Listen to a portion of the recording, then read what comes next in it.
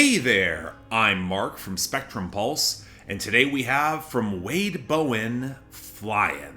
So I've been reviewing this Texas country veteran in some capacity since 2015 and his superb collaboration album with Randy Rogers, the first and probably still the best entry in the Hold My Beer series, and also one of the best albums of 2015. Now since then we've seen two more very good to great entries in that series, but also a couple solo albums, notably the criminally underrated Solid Ground in 2018, and Somewhere Between the Secret and the Truth in 2022, which showed Wade Bowen taking a more involved role behind the production boards, to unfortunately not the best results, leading to some of his best writing stranded behind production that just couldn't amplify its greatest strengths. And even then, Burning Both Ends of the Bar still wound up as one of the best songs of that year. So I was a little bit concerned for this solo album to see him producing again with the same engineers, but hey, his consistency and high standard of quality meant I was not about to ignore this. And yeah, good thing too, because Wade Bowen may have delivered his best project to date, and what's so surprising is that he's essentially playing to the same neo-traditional Texas country formula, down to including Eric Posley and Lori McKenna as co-writers for the added punch, but the polish has been cranked up considerably, with an easy win just coming in simply getting a more refined master around the warmer guitar twang and especially that vocal mix, where some well-placed multi-tracking and richer backing vocals punches up the hooks considerably. Given that he's working with the same crew this time,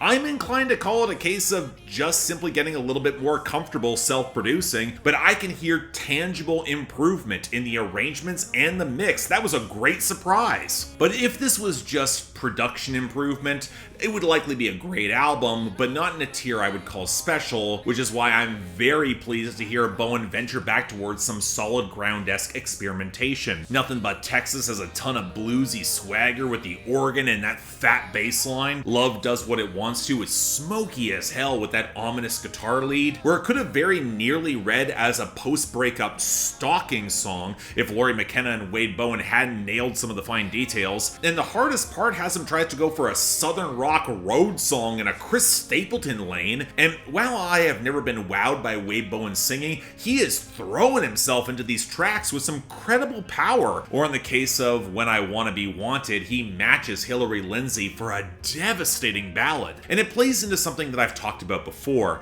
Compared to the machismo of his frequent partner Randy Rogers, Wade Bowen is a little bit more sensitive and emotionally open in his performances and writing. So while he can nail the larger anthemic moments like that opening title track as he lets the low end ramp up, or Friday Night, where he was able to get the former Dallas Cowboys quarterback and now NFL announcer Troy Aikman to call a small town football game just for the texture to set up the scene of the song and make an otherwise conventional track feel so much bigger. Some of his most powerful songs are when Wade Bowen strips it back. Take The Sincere Romance of Mary Jane, that for once has nothing to do with weed with that title, with some striking guitar and pedal steel interplay, or the breakup ballad Two Hurts, One Stoned, which has the opening line, I told her that I loved her and she just cried. God, that's a line that struck close to home. And When I Wanna Be Wanted is the sort of cheating song that can only really be written well by mature adults, where both partners are in stable, if stagnant relationships, but they find a flicker of passion in cheating with each other,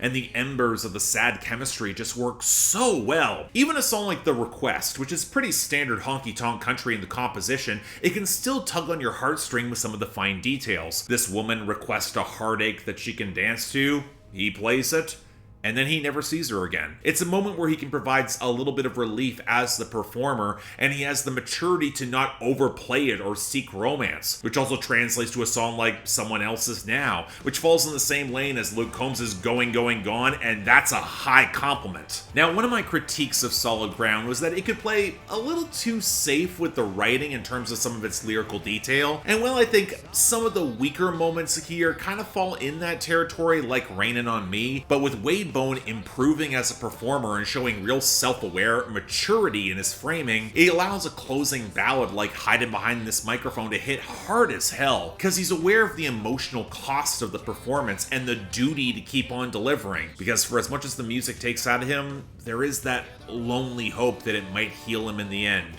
or beat back the fear. But in short, yeah, you know what? There's a part of me still kind of floored that Wade Bowen delivered so strongly across the board, taking everything I knew he could do well, and not just cleaning up the fine details, but also amplifying the heartfelt power. It is absolutely stellar neo-traditional Texas country that knocks it out of the park, handily one of the best country albums I have heard in 2024, if not in any genre. I know it's going to play a little better to an older audience, but again, not a bad song here. It's going to get slept on by way too many. Please, folks, check this out. It's something special. So yeah, thanks a lot for watching. If you want to see more, please be sure to like, share, drop comments, and subscribe. This kind of came out of nowhere for me. I knew Wade Bowen has a pretty solid standard of quality, but this is on a different level, and I did not expect it. Please give this a proper shot. It's not going to get a ton of credit because, again, Texas country, it's its own little defined niche, but this is special. Beyond that, though, anything else I might be able to do to improve my presentation, I'm all ears. And if y'all want to get involved in getting projects on my schedule going forward, or supporting the channel, or hell, just arguing with me on my Discord, link to my Patreon is right over there. Don't feel obligated, the option's available. Till then, I'm Mark, you're watching Spectrum Pulse, and I'll see you next time.